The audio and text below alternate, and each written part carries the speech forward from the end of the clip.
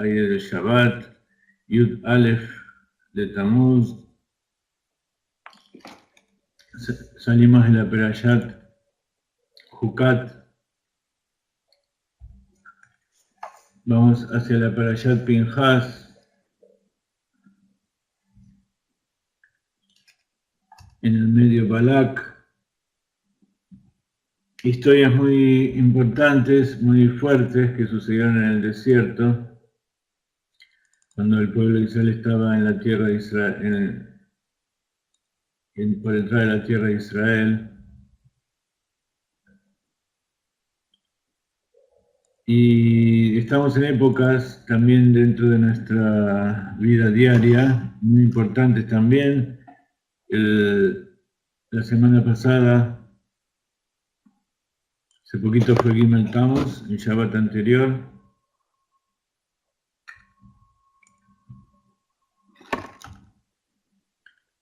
Y el 12 de Tammuz, o sea, este Yom Rishon, el lunes, Yom Sheni, el lunes, domingo a la noche, es Yud Bet de Tammuz.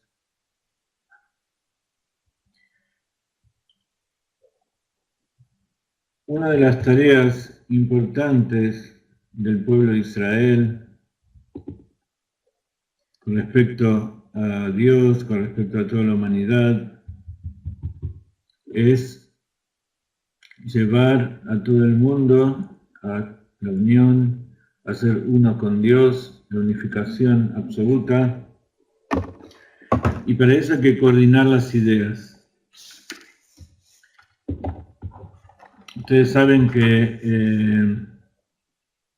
el 12 de Tammuz es el día del cumpleaños del Rebbe Rayatz, el Rebbe anterior, este que ven aquí a la derecha. Él vivió en Rusia. Ahora les voy a contar una historia muy interesante que hoy publiqué, pero es importante escucharla nuevamente. Él es el suegro del Rebbe Lubavitch, que todos conocemos. El 12 de Tammuz es su cumpleaños y también es el día de su redención. La redención en particular es cuando uno sale de la cárcel, tanto física como espiritual. Él, un 12 de Tammuz, salió, como hablamos también la vez anterior, de la cárcel de Rusia y de ahí se fue a Estados Unidos y comenzó una nueva época. ¿Qué significa unirse para servir a Dios todos juntos?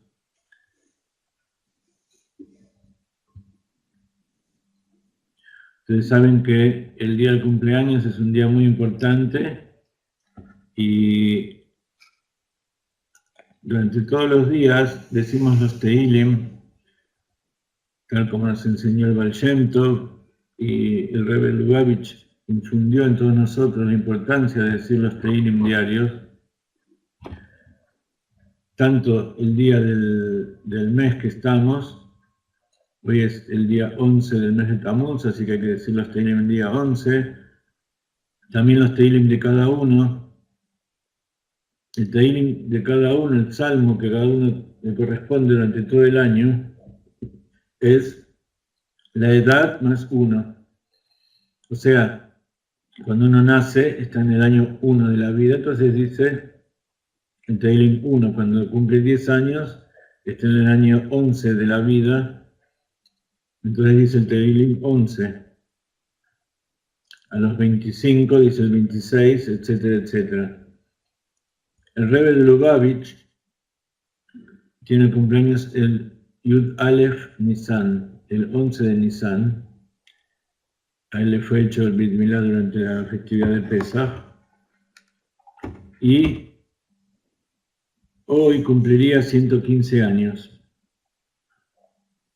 tendría 114 y el próximo 11 de Nisan cumpliría 115 años. Entonces también los Hasidim, que amamos al Rebbe, aparte de decir nuestros Teilim, de decir los Teilim de la familia y todos aquellos que queremos que tengan bendición desde el cielo, decimos también el Teilim del Rebbe.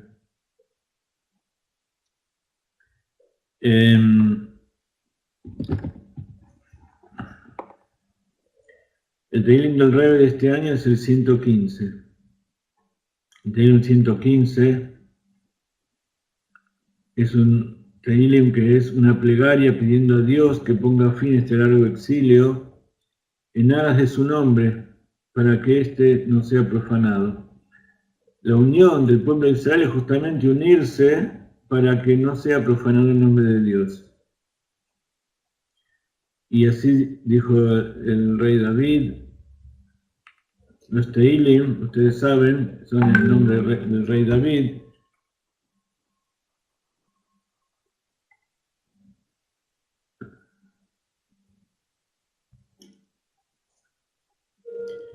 Hasta el Teilim 73 es seguro que lo escribió él. Todos los demás también fueron por inspiración de David, pero que se invistió en inspiración de otros poetas que vinieron luego, sabios del pueblo de Israel. Entonces, en el Teilim 115 dice David Amelech, Lo lanu Adonai, lo lanu ki leshimcha ten kavod, al hasdeja al amiteja, lama yombru agoim, ayena Eloheihem, Eloheinu vashamayim, kol asher hafetz asa. Así comienza en hebreo, lo vamos a leer en castellano. Dice, no por nosotros, Adonai, no por nosotros, sino en aras de tu nombre, concede gloria a causa de tu bondad y de tu verdad. ¿Por qué han de decir las naciones, ¿dónde está tu Dios? Sí, nuestro Dios en el cielo, cuando Él desea, Él hace. Los ídolos de ellos son de plata y oro, producto de las manos humanas. Tienen boca, mas no pueden hablar. Tienen ojos, mas no pueden ver. Tienen oídos, mas no pueden oír. Tienen nariz, mas no pueden oler. Sus manos no pueden tocar. Sus pies no pueden caminar. No producen sonido en su garganta. Aquellos que los hacen serán como ellos. Todos los que depositan su fe en ellos, Israel confía en Adonai. Él es su ayuda y su escudo. Casa de Aarón confía en Adonai. Él es su ayuda y su escudo. Vosotros que teméis a Adonai, confiad en Adonai. Él es su ayuda y su escudo. Adonai, que siempre nos tiene presente, que Él bendiga la casa de Israel, que Él bendiga la casa de Aarón, que Él bendiga a todos aquellos que temen a Adonai, a los pequeños como a los grandes, que Adonai incremente la bendición sobre vosotros y vuestros hijos. Benditos sois por Adonai, hacedor del cielo y la tierra. Los cielos son cielos de Adonai, mas la tierra Él la dio a los hijos del hombre. Los muertos no pueden alabar a Dios, ni tampoco alguno de los que descienden al silencio de la tumba. Y nosotros bendeciremos a Dios desde ahora y por toda la eternidad. Aleluya. Alabad a Adonai.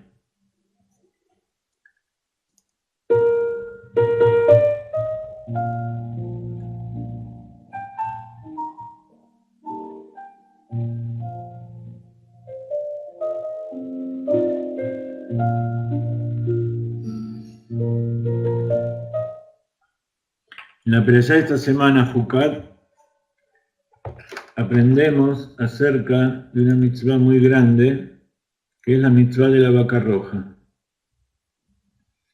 Dice la perashá, Vaidaber Hashem el Moshe bel Aarón lemor, y habló a Moshe y a Aarón diciendo, Zot Jucat Torah asher tzivá Hashem lemor,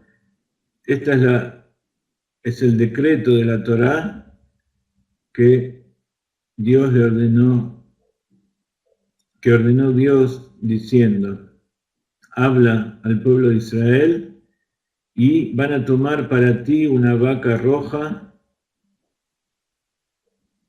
perfecta, que no tenga ningún defecto y que no haya tenido sobre ella el yugo del arado. Dice Rashi: Zot Hukat HaTorah. Es el decreto de la Torah. ¿Por qué? Porque el Satán y los pueblos del mundo lo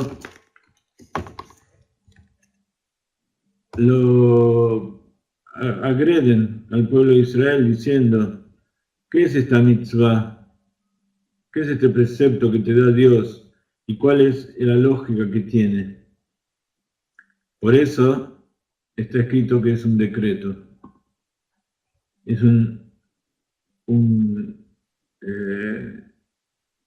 una decisión de Dios, y así fue estrictamente puesto ante nosotros. Y no tienes ningún permiso para protestar y para hacer preguntas sobre ello. En realidad, todos los preceptos son dados por Dios y todos son decretos de Dios. Y cuando Dios le habla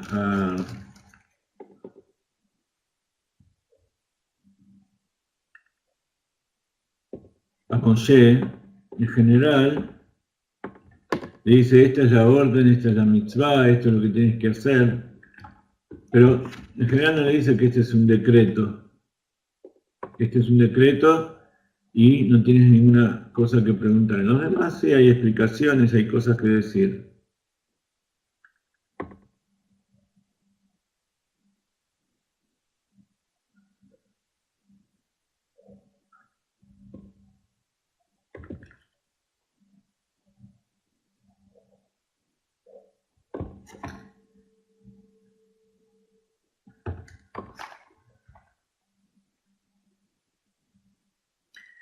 Respecto a la parashá de la vaca roja, está explicado en el Midrash que incluso Shlomo Amelech, que fue el más sabio de todos los hombres, dijo: con todas las mitzvot yo pude comprender, pude estar al tanto, pude entender. Pero la perashá de la vaca roja, investigué, pregunté y estuve tratando de ver de qué se trataba, pero el entendimiento, la sabiduría que hay en ella, el motivo, está muy lejos de mí. Sin embargo, en el Midrash encontramos que Moshe Rabbeinu recibió de Dios la revelación de la vaca roja. Entonces tenemos que entender por qué a Moshe Rabbeinu sí se le dio y a Shlomo Amelech no se le dio la explicación. Recién cuando leímos el Teilim, si ustedes se pusieron a pensar un poco cómo dice: la casa de Israel bendice a Hashem, la casa de Aarón bendiga a Hashem. ¿Por qué el pueblo de Israel se llama Israel y no se llama Benei Moshe? Si en realidad el que recibió todas las órdenes de Dios y lo sacó de la libertad es Moshe Rabbeinu.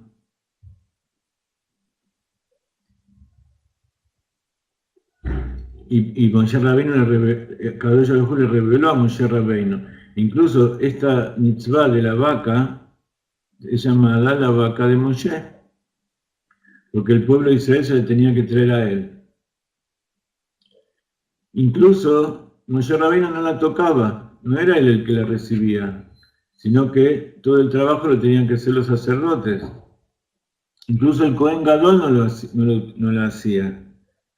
Ustedes se acuerdan, si leyeron la Torah, cómo era todo el tema de la vaca roja. Había que traer una vaca roja, y acá la Torah está hablando de la primera que hubo en el desierto. Allí era traída, y aquel que trabajaba con ella, que hacía todo el proceso para llegar a sus cenizas, se transformaba en impuro.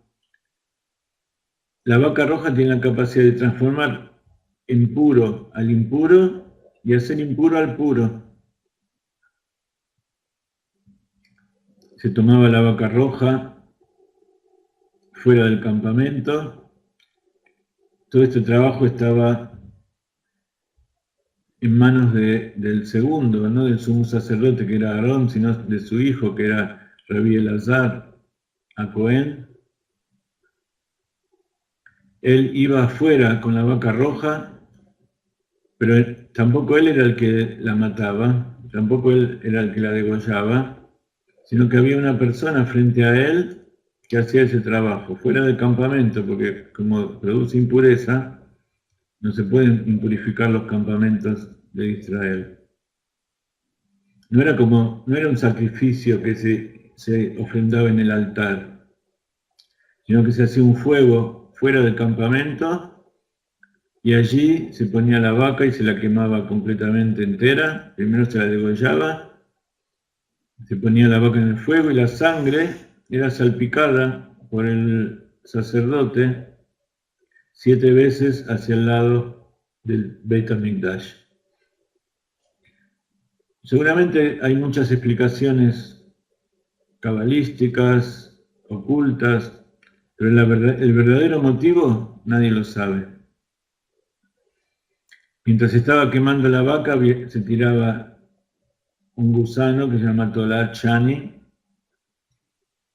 se tiraba un árbol, una rama de sopo, que es el arbusto más bajo, se tiraba un trozo de madera de cedro, que es el árbol más elevado y más fino. Y así, con esos elementos, el fuego transformaba todo en cenizas. Esas cenizas se tomaban y se separaban en 3 partes. Por un lado, se tomaba una tercera parte para el uso de los sacerdotes, para que se utilicen eso para purificación de los que se impurificaban con la impureza de la muerte. Por otro lado, se tomaba otro tercio para utilización de purificación de los sacerdotes mismos, y se tomaba un tercio para guardar. ¿Para qué se guardaba ese tercio? Ese tercio se guardaba para cuando se hiciera la próxima vaca roja, se mezclara con las cenizas de la anterior. Entonces, durante todas las generaciones hubo 9 vacas rojas, y eso por supuesto se hacía mientras el templo estaba en pie. Desde los 40 años de la salida de Egipto, que estuvieron en el desierto, luego estuvieron 400 años hasta que se construyó el primer templo, luego hubo 410 años que existió el segundo templo, en el medio hubo 70 años de exilio en Babilonia, y luego otros 420 años del segundo templo. Entonces tenemos 1330 años que hubo 9 vacas rojas. Y cada vaca roja que se hacía incorporaba las cenizas de todas las anteriores. La novena vaca roja, las cenizas que quedaron de ella fueron guardadas junto con todas las cosas que se guardaron del Beit HaMikdash, y están esperando ser mezcladas con las cenizas de la última vaca roja, que se va a llamar la vaca del Mashiach. Por supuesto que también se llama la vaca del Moshe, pero va a ser traída por el Mashiach. Va a ser la ceniza que purifique a todo el pueblo de Israel de la impureza de la muerte y así entrar en la redención. Una de las enseñanzas que nos trae esto es que el tema de la muerte es también un decreto de Dios. No se sabe cómo nacemos, no se sabe cómo morimos, cuáles son los verdaderos motivos de Dios para que vengamos a este mundo, para que nos vayamos. Lo único que sabemos es qué pasa cuando estamos aquí. Yo, lo que me interesa en este momento, dice Dios, lo que me tiene que interesar a mí es cuál es la tarea que yo tengo que hacer en este momento, en esta época de la creación que Dios me puso, entre las dos épocas de la muerte, tanto antes del nacimiento como después de la muerte.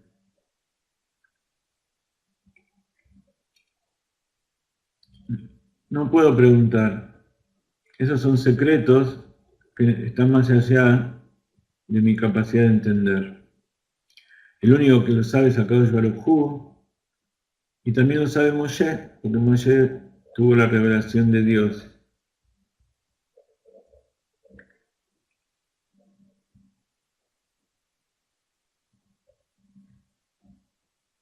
Moshe Rabbeinu, como siempre decimos, es el pastor fiel, y hay una extensión de Moshe Rabbeinu en cada una de las generaciones.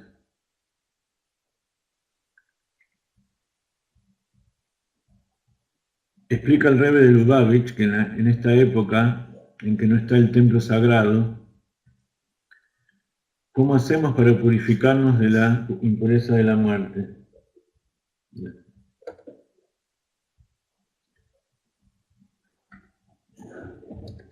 ¿Hay alguna forma de impurificarnos de la impureza de la muerte? Sí hay. Físicamente, ritualmente, estamos teóricamente todos impurificados porque nacemos a través de todas las generaciones de una persona impura.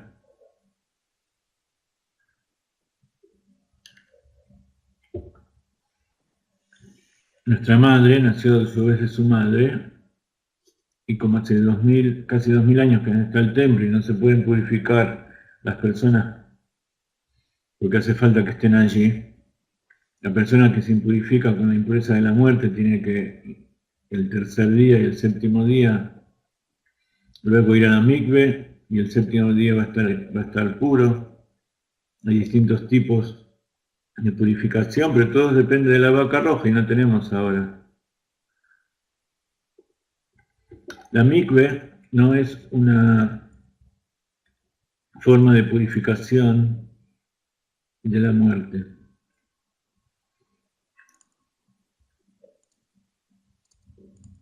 Cuando el templo estaba en pie, cada uno de los sacerdotes, antes de hacer su servicio, tenía que sumergirse en la mikve.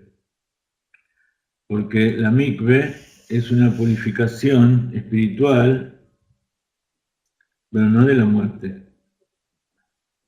Purifica el cuerpo, así como las aguas puras limpian, las aguas de manantial, hay leyes de lo que es una mikve. Tienen que ser aguas vivas, aguas fluyentes. Por eso se puede hacer mikve en el mar, en un río, en un lago.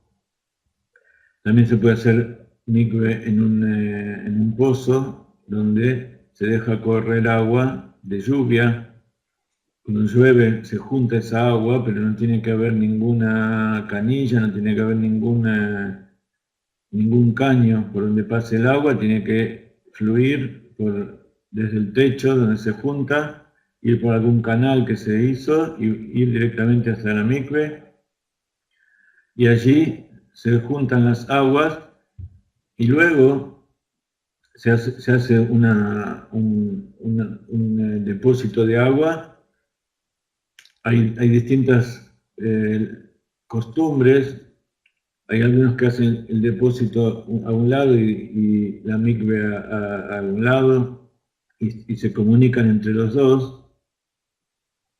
Entonces, el lugar mismo donde la gente se sumerge, se vacía, se limpia, y luego cuando se llena con agua común, agua de la canilla, se abre la conexión entre los dos recipientes, entonces ambas aguas forman parte de lo que es la mikve, son aguas vivientes. En Chabad hay algo importante, y es que el Admur Zaken, así como en tantas cosas que no solamente la gente de Chabad sigue, sino que él determinó cosas que al final todos los sabios luego posteriormente vieron cómo él tenía razón. Para que una mikve sea verdaderamente kasher, el depósito de aguas vivas tiene que estar abajo y el depósito de aguas nuevas o del agua que uno llena tiene que estar arriba. Entonces, eso está constantemente conectado. Cuando uno vacía, saca el agua que está arriba, pero eso forma parte del recipiente de abajo. Es como si fuera un solo recipiente, solamente separado un poquito para que la gente se pare encima, pero en realidad es uno solo. Entonces, si se saca el agua de arriba para limpiarla, la de abajo todavía queda llena, entonces después al volver a llenar, esa agua, esa pequeña agua que va entrando, se conecta enseguida con la de abajo y todo se va transformando en agua pura. Cuando uno tiene dos depósitos uno al lado del otro, cuando uno vacía un depósito, se desconecta con el otro. Se empieza a llenar y llenar, pero recién cuando llega a cierto nivel se conecta. ¿Entienden la diferencia?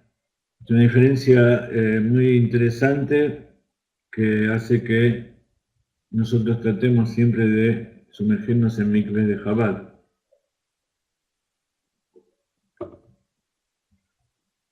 Vamos a tratar de dibujarlo de alguna manera. Tenemos el recipiente inferior y arriba tenemos el recipiente superior.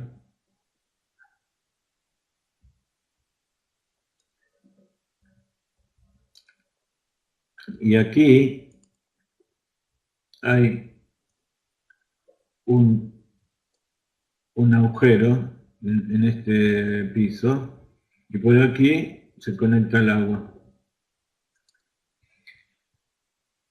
Bueno, son muy complejas las leyes de las mikvaot, no lo vamos a entrar aquí ahora, solamente quería decir algunos detalles.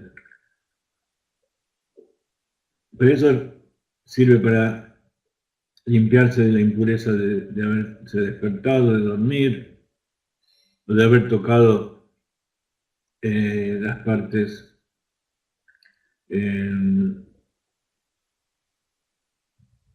privadas o por haber tenido contacto sexual, determinadas impurezas que no son impurezas de la muerte. Está dicho que la muerte es Av Avot Atumá.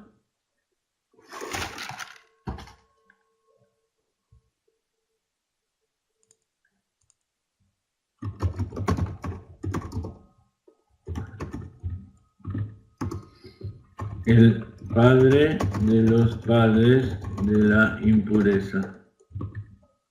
Eso es la muerte. Entonces, dice el Rebbe que esto tiene que dejarnos una enseñanza muy grande para nosotros mismos ahora. Dicen los sabios que no hay agua sino la Torah.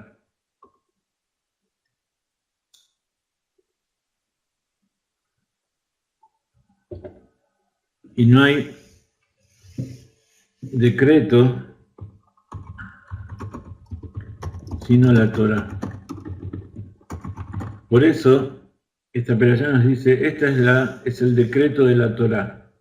Y así como la vaca roja impurifica de la muerte, así como la vaca roja no hay, en principio, derecho a preguntar, o a cuestionar, mejor dicho, así también la Torah nos purifica de la muerte, porque es un decreto de Dios. No hay vida sino la Torah. Cuando uno estudia Torah y se conecta con ella y se conecta con los tzadikim, vive la vida eterna.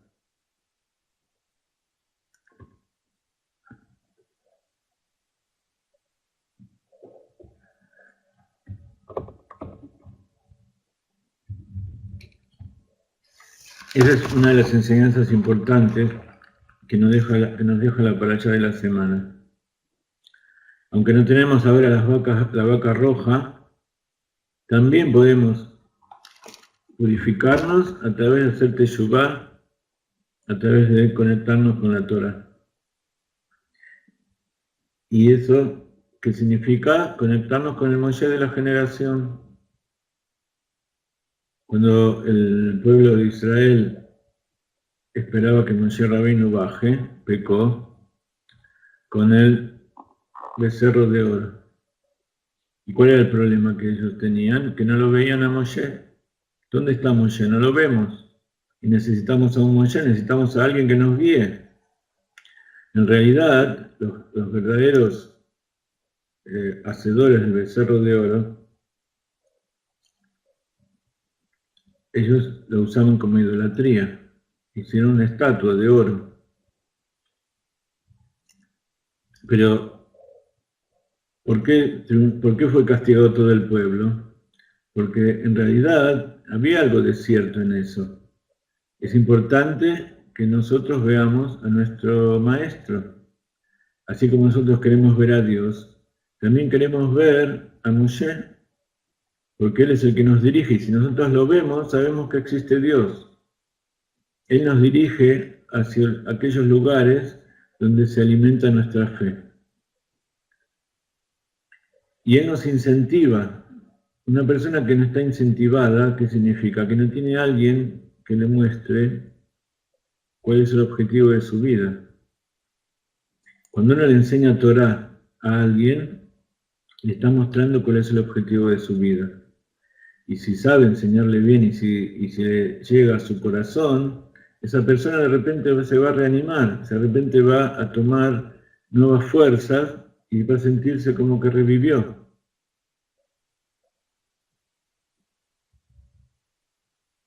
Entonces, incluso aquellas mitzvot de la Torá que se entienden, que se puede encontrar una explicación, es importante que sepamos que son parte de nuestra fe. Y la fe no tiene explicación. La fe está por encima de toda intelectualidad. Por eso los científicos o los intelectuales no pueden comprender lo que es la fe de la persona. Y fe no significa ignorancia. Al contrario, las personas que verdaderamente tienen fe son aquellas personas que saben. Cuando más uno conoce la creación y más quiere conocerse a sí mismo, más fe tiene en Dios.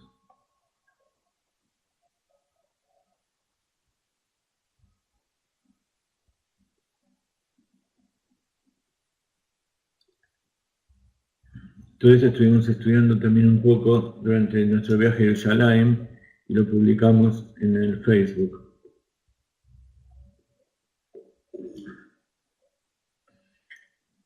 En esta perashá también se nos enseña cuál es la importancia de Moshe y cuál es la importancia que tiene Moshe con respecto a la unificación del pueblo de Israel y a su existencia misma. Más adelante en la perashá leemos acerca de el agua. Ustedes se acuerdan que había 3 cosas en el desierto que eran en mérito de 3 tzadikim. Uno era las nubes de gloria, que eran en mérito de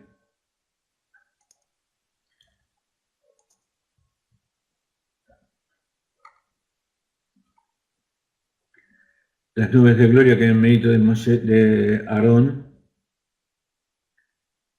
Aarón, el sumo sacerdote, era el símbolo del amor.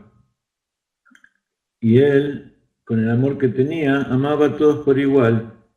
Y así las nubes de gloria cubrían a todo el pueblo por igual, tanto bueno, malo, inteligente, Talmid Jajam, simple, trabajador, Israel, Leví, Cohen, todos eran protegidos por las nubes de gloria de igual manera. Pero también la gente necesita comer. Y pidieron comida y Moshe Rabbeinu les dio man.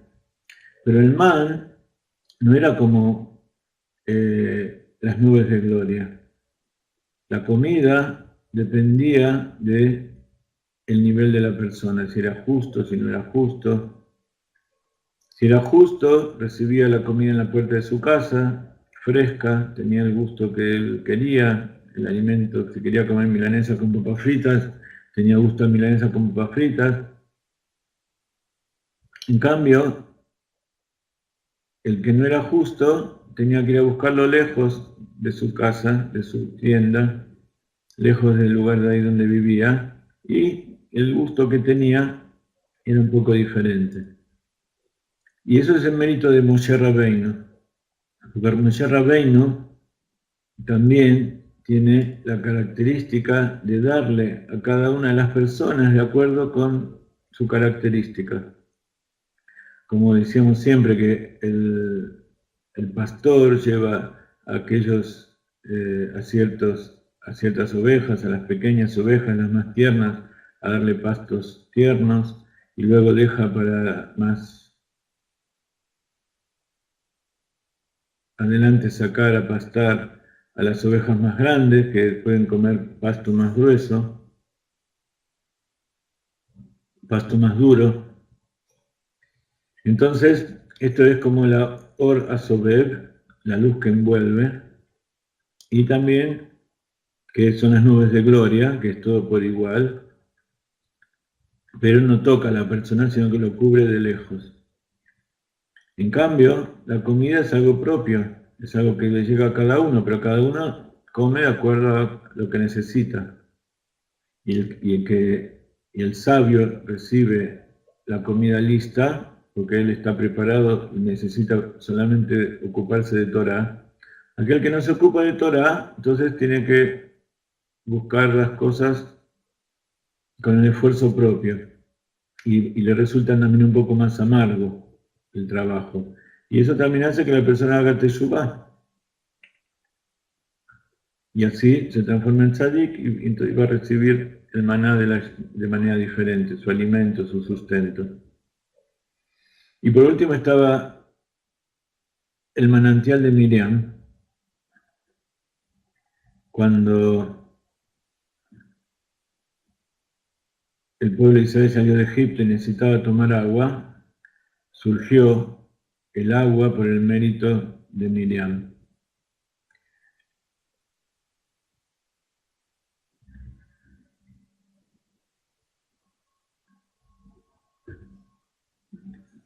Miriam, que era la madre, la hermana de Moshe, pero era el principio madre. Así también las aguas bajan del entendimiento de Elión, de Atzilut, hacia abajo para dar agua a todos los niveles, todos los mundos. De la misma manera, ese manantial se dividía en 13 partes, en 13 canales, arroyos. 12 iban para las tribus de Israel, una para cada tribu, y una para los Kohanim. Cuando murió Miriam, se terminó el agua. Cuando murió Aarón, se terminaron las nubes de gloria. Y cuando murió Moshe, se terminó el man. Y la gente tuvo que, cuando entró a la tierra de Israel, empezar a trabajar y vivir del fruto de sus manos. Pero en este caso estamos en la Perashá donde habla acerca de el momento en que se terminó el agua del manantial de Miriam. Y entonces la gente empezó a protestar. Y entonces Dios le dijo a Moshe, ve y dile a la piedra que te dé agua.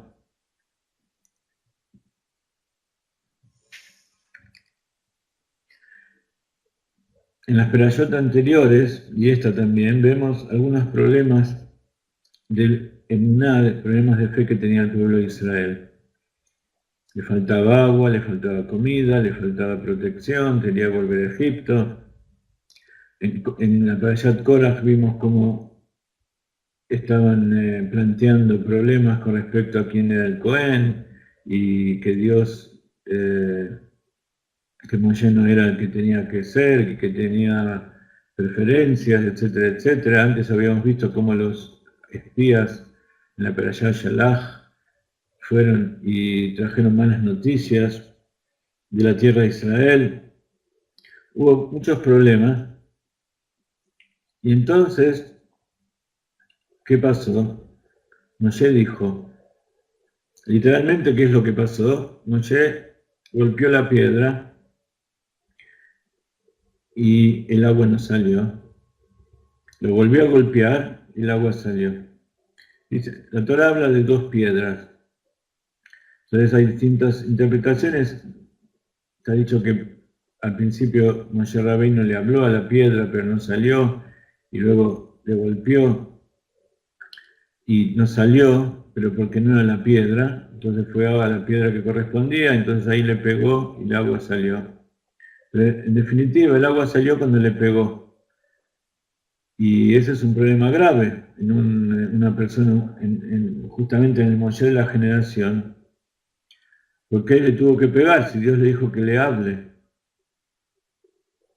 Pegar es una forma más agresiva, más prepotente de hacer que las cosas sucedan. ¿Por qué no le habló? ¿Acaso Moshe tenía miedo de que si le hablaba solamente el agua no iba a salir? Por ese motivo, Moshe no entró a la tierra de Israel. Puede ser que por pegarle a una piedra, Moshe no entre a la tierra de Israel. Hubo varias veces que todo el pueblo hizo cosas y Moshe habló por ellos, los defendió, entonces Akadosh Baruj Hu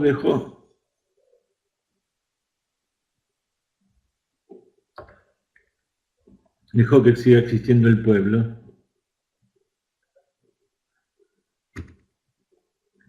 Y por eso preguntamos al principio de la clase por qué el pueblo de Israel se llama Israel, en nombre de Jacob, y no se llama Moshe, porque evidentemente gracias a Moshe está existiendo. Explica Hasidut que en realidad Moshe sí sabía que había que hablarle a la piedra y sabía que si le hablaba iba a salir agua. Y justamente por eso no le habló, porque si no, iban a decir, ¿acaso una piedra que no entiende, cree en Dios y apenas Moshe le habla, hace lo que él dice y el pueblo de Israel es de dura cerviz y no va a hacer? Entonces Moshe Rabbeinu dijo, no, yo no quiero que pase eso y que el pueblo de Israel sea eliminado, prefiero que me eliminen a mí. ¿Y quién más que Moshe quería entrar a la tierra de Israel? ¿Quién más que Moshe sabía el verdadero motivo de la entrada del pueblo de Israel a la tierra de Israel? ¿Quién más que él quería entrar y cumplir con todas las cosas que Dios le había dicho y ver con sus propios ojos cómo el pueblo de Israel recibía toda la recompensa, como un padre que lleva al hijo hasta el final y le dice, hace esto y vas a ver cómo vas a triunfar? ¿Qué es lo que quiere el padre? Ver cómo su hijo triunfa. Pero más que ver cómo su hijo triunfa, quiere que su hijo triunfe. Y Moshe Rabbeinu, además de que quería que su hijo triunfe, sabía que la voluntad de Dios es que su hijo triunfe. que la voluntad de Dios es que el pueblo de Israel entre a la tierra y sea un pueblo eterno y sea el pueblo sagrado para llevar su palabra. Entonces prefirió dar la vida, entregar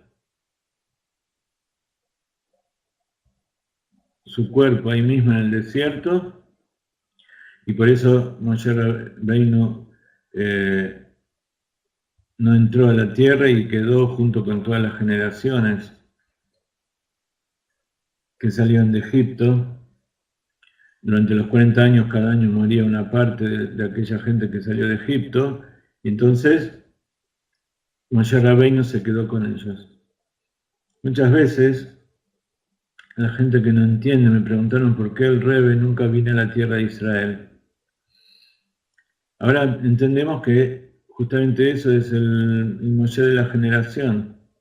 Si el Rebbe venía a la tierra de Israel, iba a venir la redención, pero no por mérito del pueblo, sino posiblemente hubiera habido problemas con mucha parte del pueblo, sobre todo todo el pueblo que se quedó en el exilio, y la redención no iba a ser para todos. Entonces él dijo, mientras haya un judío fuera de la tierra de Israel en el exilio, yo voy a estar con él, y por eso envió a durante décadas y décadas, enviados, tanto él como su suegro, pero en mayor medida el Rebbe Lubavitch, miles y miles de sus enviados a todas las partes del mundo para llevar la redención y el mensaje de la redención a todos lados. Y la idea no es que todos se llamen Lubavitch, la idea no es que todos los chicos se llamen Menachem Mendel, la idea es que cada uno sea parte del pueblo de Israel, de acuerdo a su raíz, pero que todos estén unificados en el líder de la generación, en la cabeza que es Moshe Rabbeinu. Y por eso leímos al principio el Salmo del Rebbe, que dice habla exactamente de lo que estamos hablando ahora.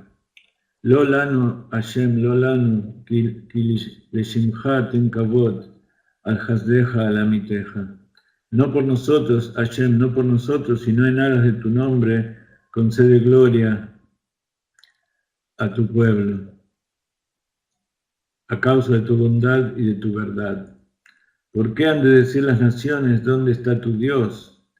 Sí, nuestro Dios en el cielo, cuanto Él desea, Él hace. Los ídolos de ellos son de plata y oro, producto de las manos humanas. Tienen boca, mas no pueden hablar. Tienen ojos, mas no pueden ver. Tienen oídos, mas no pueden oír. Tienen nariz, mas no pueden oler. Sus manos no pueden tocar. Sus pies no pueden caminar. No producen sonido en su garganta. Aquellos que los hacen serán como ellos, todos los que depositan su fe en ellos. Israel confía en Hashem, Él es su ayuda y su escudo. Casa de Aarón confía en Hashem, Él es su ayuda y su escudo.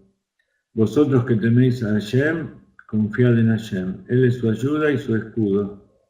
Hashem, que siempre nos tiene presente, que Él bendiga la casa de Israel, que Él bendiga la casa de Aarón, que Él bendiga a todos aquellos que temen a Hashem, a los pequeños como a los grandes, que Hashem incremente la bendición sobre vosotros y vuestros hijos. Benditos sois por Hashem, hacedor del cielo y la tierra. Los cielos son los cielos de Hashem, mas la tierra Él la dio a los hijos del hombre. Los muertos no pueden alabar a Dios, ni tampoco alguno de los que desciende aquel que desciende al silencio de la tumba. Y nosotros bendeciremos a Hashem desde ahora y por toda la eternidad. Aleluya.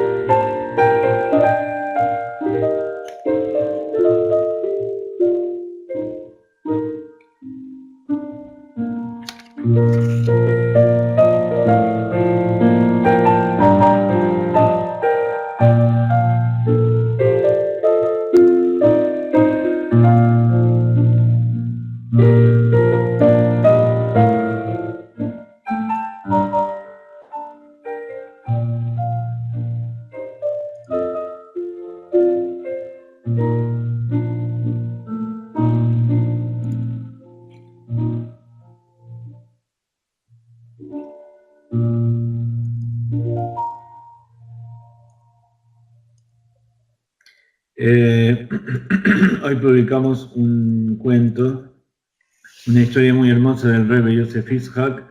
Aquellos que entraron un poco más tarde, este 12 de Tammuz, que es el domingo a la noche, el lunes, es el aniversario de su cumpleaños y el aniversario de su redención. Y hay una historia que habla justamente de lo que estábamos diciendo recién, de lo que es dar la vida al Mesirut Nefesh. Toda la vida del judío es Mesirut Nefesh, es entregar la vida en aras de una causa, de la causa de Dios. Pero el Rebbe en especial está comprometido con esa causa de Dios que es llevar la Torá a todo el mundo. Y por eso todos los que somos sus enviados nos dedicamos a llevar la Torá. Y en nuestra época, de una forma muy inesperada, que es volver a la raíz del pueblo de Israel y hacer como Abraham vino, que llevaba el conocimiento del Dios único a todos.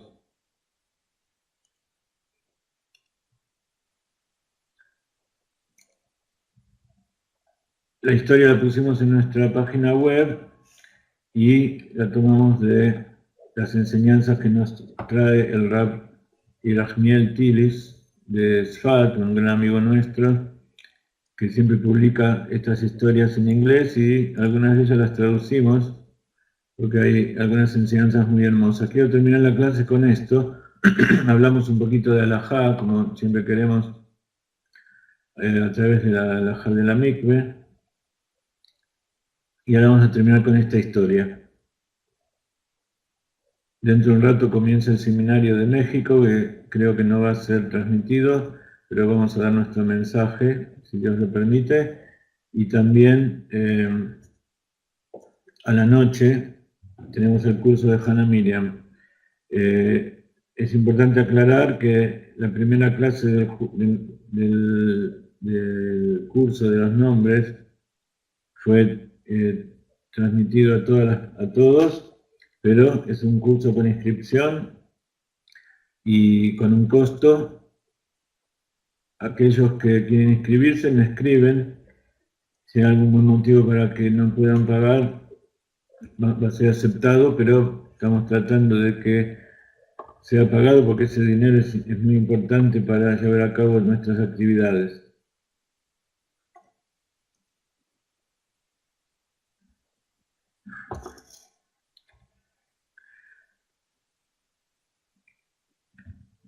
Esta historia fue contada por el rabino Meir Plotkin, que vive en Canadá, y cuenta su experiencia con el Rebbe. Dice: me crié en Montreal y fui educado allí hasta mi bar mitzvah. Poco después, en 1956, llegué a Nueva York para estudiar en la escuela de la Yeshiva Torah Bodas, así es en Ashkenazi, significa Torah Vedaat. En ese momento era uno de las más grandes yeshivot del mundo, y sin duda la más grande de Norteamérica, con más de 2.000 estudiantes, desde los más pequeños hasta el último nivel. Estaba situada en Williamsburg, en Brooklyn, y fue un gran cambio para él desde Montreal hasta allí. Se alojó en Torah Badaat, en la yeshiva, durante 2 años, y luego se mudó a la yeshiva de Lubavitch. Pero mientras estaba en la yeshiva de Torah Badaat, escuché la siguiente historia sobre el Frierdiker Rebbe, sobre el Rebbe Yosef Yitzhak, que tiene la foto aquí a la izquierda. La ocasión era el aniversario de la muerte de un director anterior de la yeshiva, el rabino Shlomo Hyman, que siempre fue visto como un gran referente para todo el cuerpo estudiantil. El orador, ese año en particular, fue un rabino de Bronx, uno de los barrios de Nueva York, el rabino Shmuel Koselevich, que administraba los exámenes para la ordenación rabínica justamente en la Yeshiva Torah Beda'at.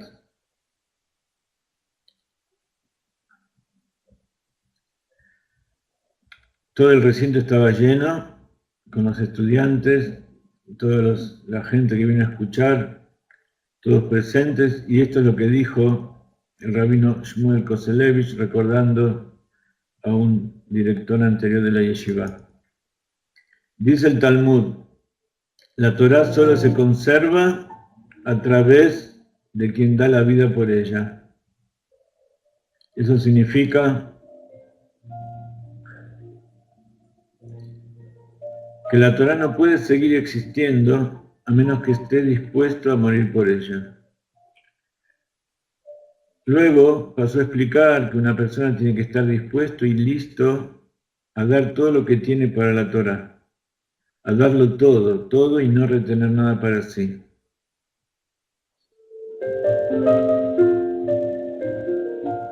Luego dijo, voy a contar una historia sobre lo que significa esto, de alguien que hizo exactamente lo que estoy diciendo. La historia que voy a contar sucedió aquí en este edificio donde estamos reunidos hoy. Sucedió en los años de guerra, 42, 43 o tal vez 44. En ese momento, la Yeshiva Torah Beda'at estaba en problemas, se le debía mucho dinero al banco y el banco reclamó el préstamo. La Yeshiva no la podía pagar. Entonces el banco fue a la corte y consiguió un veredicto que si el préstamo no era pagado en su totalidad, iban a ejecutar la hipoteca, iban a tomar todos los edificios pertenecientes a la Yeshiva Torah Beda'at. El administrador financiero de la Yeshiva, que era el responsable de recaudar el dinero, cayó en una depresión y lo tomó muy mal. En su momento, por su culpa, Torah Beda'at iba a ser cerrado. Intentó todo lo que sabía para remediar la situación.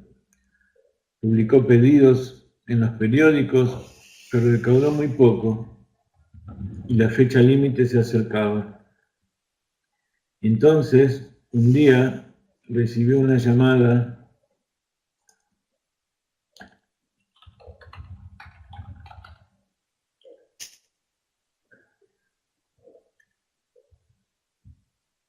telefónica de la oficina del Rebbe de Lubavitch, que en ese momento era Rabbi Yosef Yitzhak Schneerson, pidiéndole la cantidad de dinero que había logrado recaudar. Perdón, yo les dije al revés.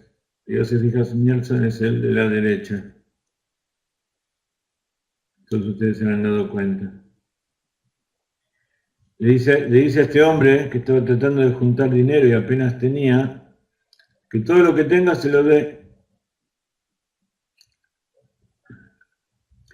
Ahora él se dio cuenta, este hombre, el administrador, que Lubavitch también tenía dificultades, así que no esperaba que el Rebbe le dé ninguna ayuda.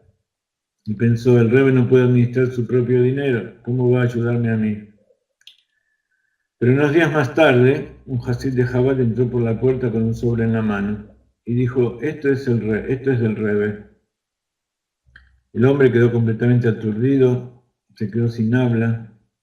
Entonces el Hasid le dijo, el Rebbe pidió que antes de darte este sobre, te haga saber algunos hechos. Cuando estaba en Rusia, tuvo que luchar contra el país más fuerte del mundo para que la Torah no se extinguiera. El mayor tirano en el mundo fue Joseph Stalin. Y el Rebbe no le prestó atención.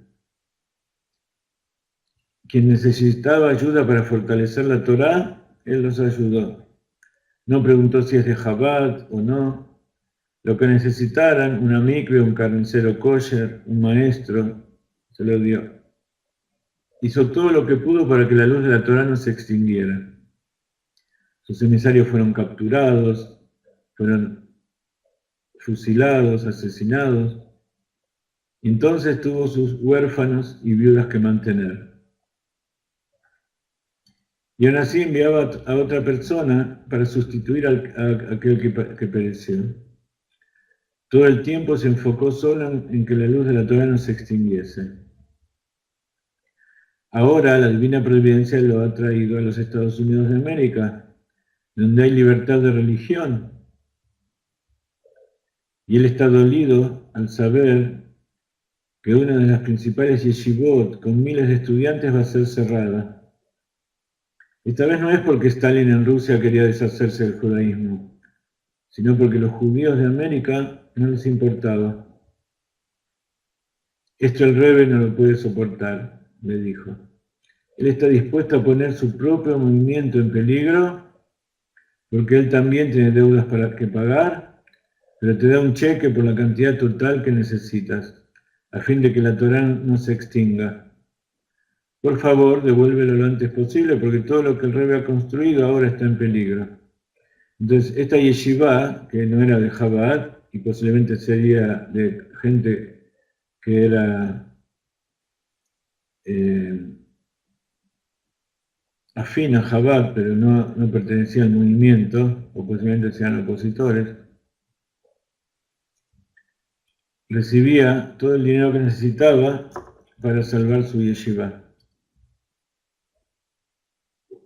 Mientras el rabino Koselevich contaba esta historia, todo el mundo estaba sentado allí con la boca abierta, todos en la sala, y entonces gritó: la Torá solo se preserva a través de quien da la vida por ella. Y eso es lo que el Rebbe hizo. Cuando el Rebbe llegó a América, y yo estaba allí cuando él se bajó del barco, estaba medio paralizado por las torturas que padeció en la Rusia stalinista. Luego perdió la yeshiva en Polonia en manos de los nazis, y desde que llegó aquí ha tenido que lidiar con una gran cantidad de dificultades y oposición.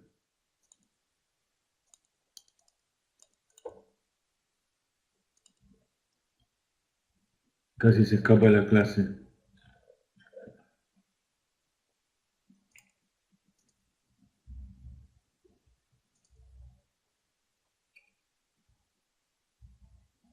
Aquellos que estamos metidos en este tema y que estamos junto con el Rebbe, nos llega muy profundo todo esto porque sentimos esto en carne propia. Desde que llegó aquí a Estados Unidos ha tenido que lidiar con gran cantidad de dificultades y oposición. Encuéntrame a alguien así, encuéntrame a alguien que esté dispuesto a poner todo lo que tiene sin ningún beneficio personal. El cheque que envió la Torah Bedat a la yeshiva puso su propio movimiento en serias deudas y en grave peligro. Gracias a Dios, Torah Bedat fue capaz de asegurarse de que se cancele rápidamente y el Rebbe pudo recuperar su dinero. Pero cuando se lo dio, no podía tener la certeza de que iba a suceder. Y eso es verdaderamente un autosacrificio real, Mesirut Nefesh. Dice el rabino Hayman, al final de su relato, esta es la historia que el rabino Shmuel Koselevich relató y se convirtió en una de las razones por las que al tiempo me fui a la yeshiva de Lubavitch. Vi ese mismo auténtico espíritu de abnegación en los seguidores del Rebbe y me inspiré en ellos. Yo quería ser parte de un movimiento que tenga un alto nivel de dedicación a la Torá y a sus prójimos judíos.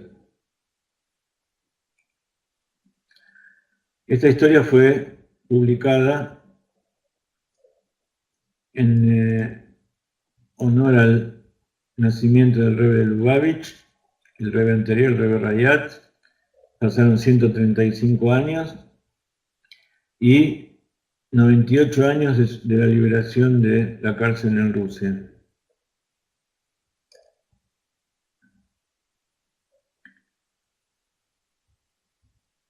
El rabino Shmuel Koselevich nació en 1895 y murió en los 60. Era el hijo mayor del rabino Tzvi Yehuda Koselevich, que era el rabino de la ciudad de Tikhtin, uno de los centros rabínicos más importantes de la preguerra mundial en Lituania.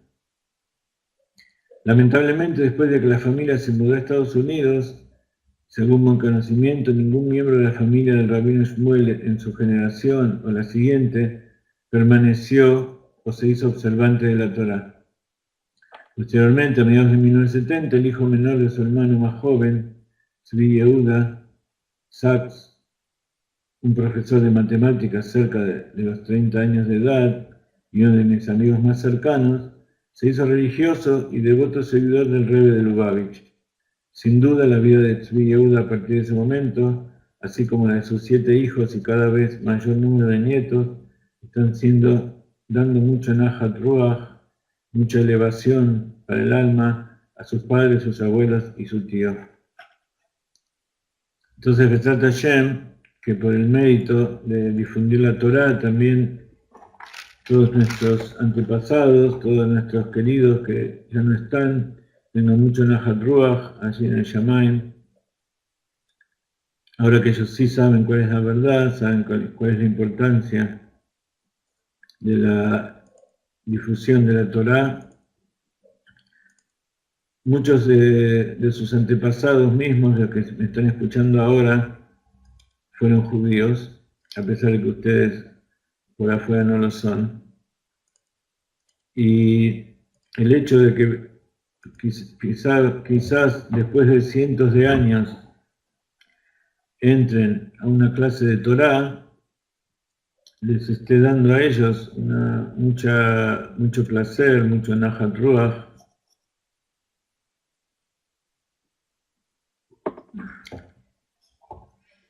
Que esta clase sea para Refuah Shlema de Esperanza Pérez, de México, Besat Hashem, del grupo, nuestro querido grupo de Torah de la señora Gaby Varela. Que sea en mérito de todos sus antepasados, todos los antepasados que tienen, todos los que están aquí, todos los que van a escuchar la clase y todos los que están siempre con nosotros. Dentro de 2 meses va a ser el Bar Mitzvah de mi nieto, Baruch Tzvi, y el otro día que empezó a ponerse el tefilín para practicar, y este viernes a la mañana vamos a poner oficialmente tefilín en el Beit HaKnesset. Nosotros acostumbramos 2 meses antes del Bar Mitzvah ya a empezar a poner para estar bien ducho. Baruch Tzvi tiene varios abuelos, algunos abuelos se mantuvieron religiosos, otros abuelos más o menos, pero de la familia mía, mis abuelos que vinieron de Polonia y de Rusia un poco después de la Primera Guerra y antes de la Segunda Guerra, por fuera no cumplían con los preceptos o cumplían aquellos que todo ser humano cumple, pero digamos que se alejaron un poco del cumplimiento consciente de la Torá y las mitzvot. Y él ahora es el primero que nació dentro de una casa de Torá, es el primero que desde chiquito fue al Heider, el primero que va a ponerse tefilim después de más de 100 años, el primero que se va a poner tefilim a la edad de 13, que va al Heider, etcétera, etcétera, y él está volviendo muchas almas. Él en este momento no está muy consciente de lo que significa todo esto, tampoco hay que aturdirlo, pero sí le cuento a ustedes todas las emociones que pasan dentro nuestro y espero que Besat Hashem, ustedes también tengan muchos Nahat Ruach de sus nietos, de sus hijos, y que Akadosh Baruj Hu tenga muchos Nahat Ruach de ustedes mismos también. Y así como el judío da todo de sí, incluso si no lo sabe, da todo de sí para la difusión de la Torá.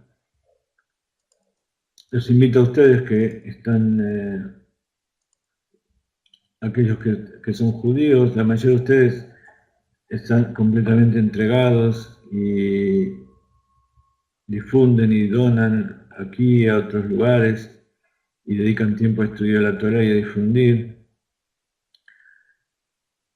Pero invito a que aquellos que no lo hacen lo hagan ahora y aquellos que lo hacen lo hagan en una mayor medida. Y así vamos a estar acelerando la llegada del Mashiach ahora mismo. Mañana nos vamos a Yerushalayim como todos los lunes, así que Be'ezrat Hashem es un día especial, el cumpleaños del Rebbe. Vamos a rezar por todos ustedes y mándenme a la cuenta privada del WhatsApp los mensajes que quieran que leamos en el Kotel.